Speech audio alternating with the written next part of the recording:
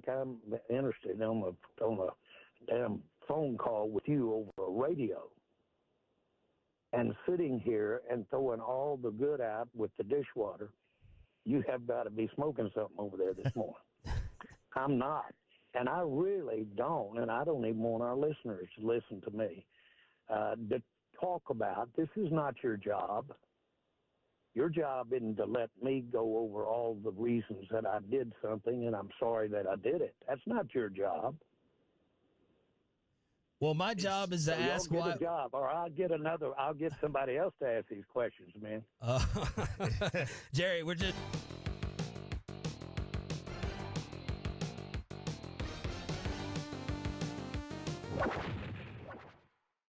Have you ever wondered to yourself why the bad teams in the NFL always suck?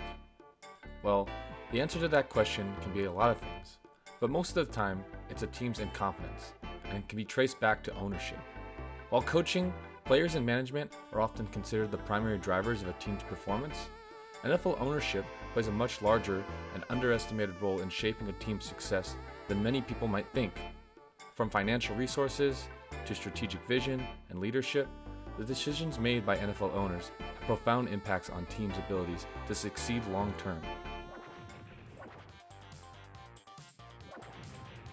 NFL ownership is first and foremost about financial power.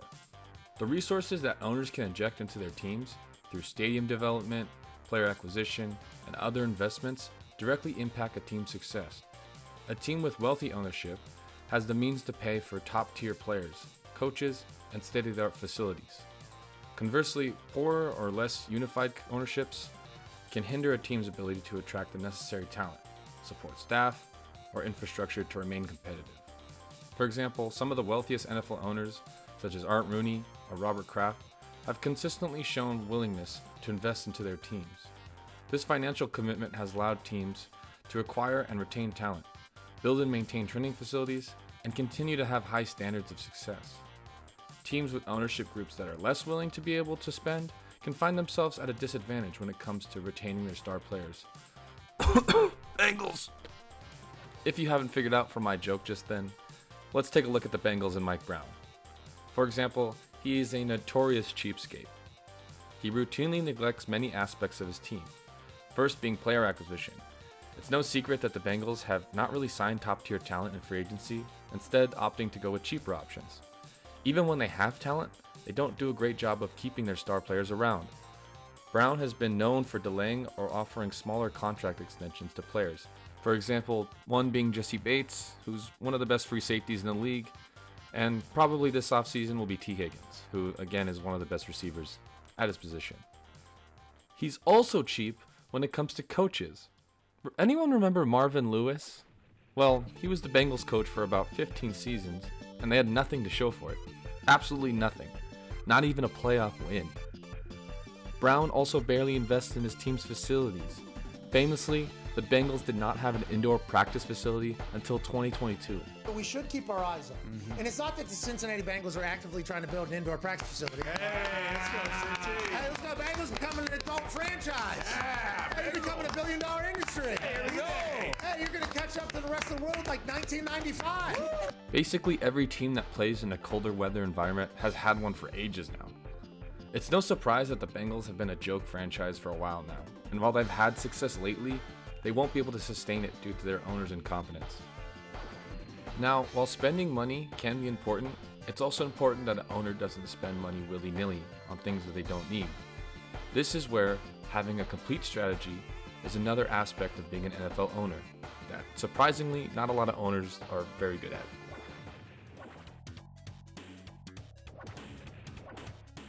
Successful NFL ownership is often defined by a clear strategic vision. Owners set the direction for a team's overall operations, from hiring executives to establishing a culture that fosters success. Teams with owners who take hands-on, long-term approaches to decision-making often fare better than those whose owners focus on short-term gains. Again, the Pittsburgh Steelers, under the ownership of the Rooney family, have been known for their long-term stability and strategic approach to team building. Their commitment to maintaining consistent leadership, both on the coaching staff and within the front office, has helped the Steelers achieve sustained success. By fostering continuity in the leadership structure, the Rooney family has created an environment in which talent can be developed and organizational culture can thrive, even when they face challenges. Are they like a politician? Yeah, I mean, there's a lot of people. Does it like? For sure, argue, I just think like, the things. Why this guy say? I mean, like. Yeah, I mean, I think in the time, I knew how dysfunctional the work environment I was in at the time was.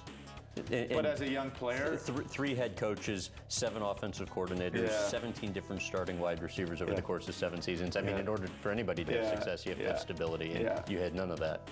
In contrast, owners who prioritize quick fixes or who constantly change coaching staffs and front office personnel can disrupt a team's progress. I mean, you heard it right there. Alex Smith had to deal with I don't know how many different problems, but a lot. And the lack of consistency in leadership and disjointed team culture led to underperformance on the field and an inability to develop long-term plans. Teams that lack a strategic vision may end up in a cycle of rebuilding, never quite reaching the level of success they desire. A great modern example of this is David Tepper and the Carolina Panthers. Tepper has no clear vision for his team. Ever since he took over the ownership of the Panthers, he's done nothing but make one erratic decision after another. First being their roster management, Tepper brought in new QBs almost every year. They cycled through Teddy Bridgewater, Sam Darnold, and Baker Mayfield, while trading away their star players like CMC, DJ Moore, and most recently Brian Burns. Not only did they cycle through quarterbacks, but coaches too, starting with Matt Rule. With Rule as their coach, they were completely dysfunctional. After firing Rule, it seemed like Steve Wilkes would have been a good hire, as he was able to bring some stability to the franchise. But no, instead they hired Frank Reich, who, didn't even finish the season with the team. This team has no clear vision or identity for the past 5 years, and it's a clear reflection of the ownership. I would like to point out that I did write the script before, Bryce Young had his little redemption arc. We'll see how the future goes. I'm hopeful for it. I really hope that David Tepper can just stay out of the way and let the football people do their job and do what they were hired for, but we'll see. I mean, he's made very drastic changes in the past. He's been very involved in hiring. We'll see if he can get out of the way of himself. Speaking of owners influencing personnel decisions, that leads us right into our next point. An owner's decision amongst staffing, including hiring general managers, coaches, and other key figures, are among the most significant actions they can take to impact a team's success. While coaches and general managers are primarily responsible for managing the roster, owners ultimately make the final call on big picture personnel moves, particularly when it comes to hiring and firing key figures. The relationship between ownership and management can either enable or hinder team success. For instance, the success of the New England Patriots under Bill Belichick and Robert Kraft can be attributed to a strong cooperative relationship between the coach and the owner. Kraft supported Belichick's long-term vision and allowed him to make key decisions about personnel, from drafting players to trading veterans with little interference. This collaborative environment has fostered a culture of excellence and has resulted in 6 Super Bowl titles. On the other hand, teams where ownership interferes with key football decisions can find themselves in turmoil. If owners push for personnel decisions based on player preferences or external pressures, it can undermine the work of a coaching staff and lead to poor on-field performance. Inconsistent or micromanaging ownership can lead to frequent turnover of coaches and general managers, disrupting team stability and making it difficult to build a winning culture. A really great example of an owner interfering with personnel decisions is Jimmy Haslam. For those that don't know, Jimmy Haslam is the Browns owner. Haslam has always had his hands in personnel and player acquisition. A great example of this is how Haslam pressured former Browns GM Ray Farmer to draft Johnny Manziel back in 2014. Back in that draft, Farmer's plan was to draft cornerback Justin Gilbert and wide receiver Brandon Cooks with the Browns' first 2 picks, and then look to draft QB Derek Carr or Teddy Bridgewater in the second round. However, pressure from Haslam forced Farmer to take Manziel with the 22nd pick. Quote, Farmer knew whom the owner wanted, so he made a decision that felt like a concession and traded up to draft him, despite significant concerns about Manziel's skill set and hard parting at Texas A&M. That quote was taken from ESPN reporter Seth Wisherman in a Sports Illustrated article, where he later goes on to say, Haslam celebrated, but those in the room could tell Farmer was frustrated. After months of planning, he'd given away his first 2 picks to his coach and owner. This, however, was not the only decision Haslam made in regards to QB, as most of you might know.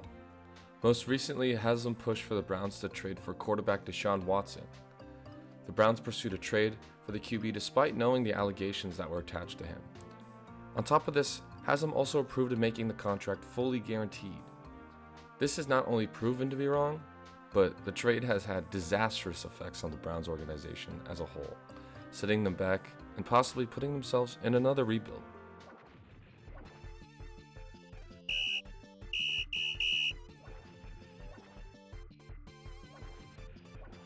NFL teams are complex organizations that require stability and effective leadership at all levels to succeed. Ownership's ability to maintain stability, especially during times of adversity, can be the difference between success and failure. Teams with owners who are hands-off in terms of daily operations, but provide clear leadership in times of crisis, tend to foster a stronger organizational culture. For example, the Green Bay Packers, owned by a unique public shareholder model, have maintained an unparalleled level of organizational stability.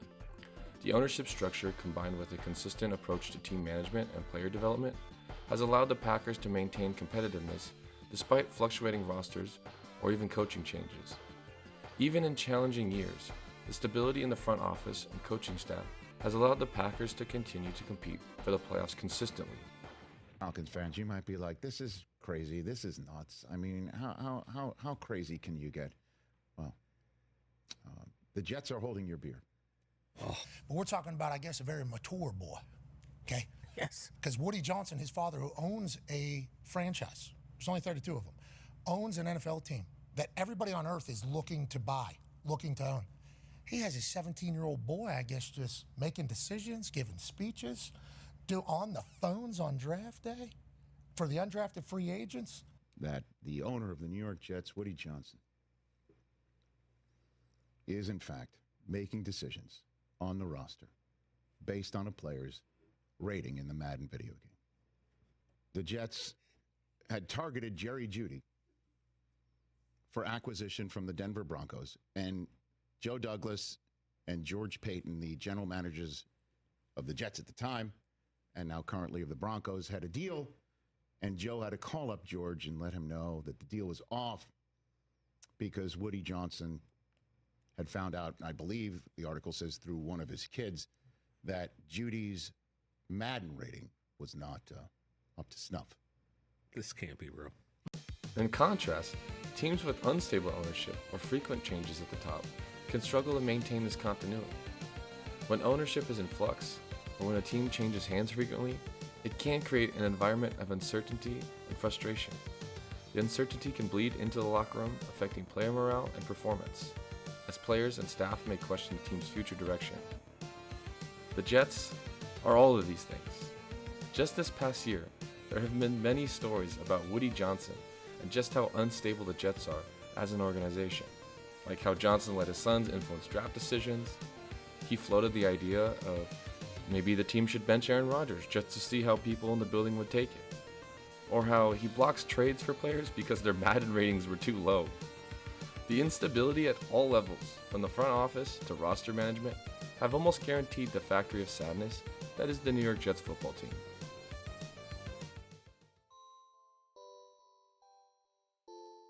NFL ownership is a critical factor in determining a team's success, as it affects everything, from financial investments and strategic vision to personnel decisions and culture. Owners who have continuity and visions for their organizations thrive in the league both on and off the field, whereas owners who are unwilling to invest, micromanage, or lack a clear vision and often make decisions based on emotion set up their team for failure. Sure, teams might surprise with 1 or 2 good seasons, but they will ultimately not enjoy the long-term success that other teams with good owners enjoy. NFL ownership requires a blend of financial resources, strategic insight, and a commitment to long-term growth, elements that are essential for any team aspiring to win a championship and build a legacy of excellence.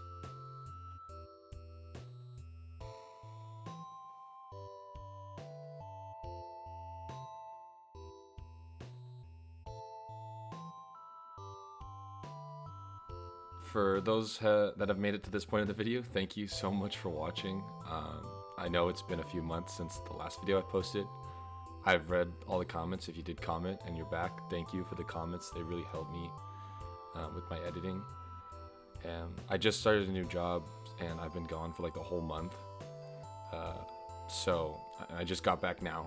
So that's why this video is coming out, 2 months later. But I'm going to try to do my best to get more videos out. I really appreciate you guys for watching from the bottom of my heart. It really means a lot. Even like 700, 500 people viewed my video. If you stayed for 2 minutes or did the whole video, like all you guys, it really means a lot that people, want to watch my work. And it's really humbling, and it's really exciting. I hope to just keep putting out content that you guys want to watch, and hopefully this was one of them. So thank you.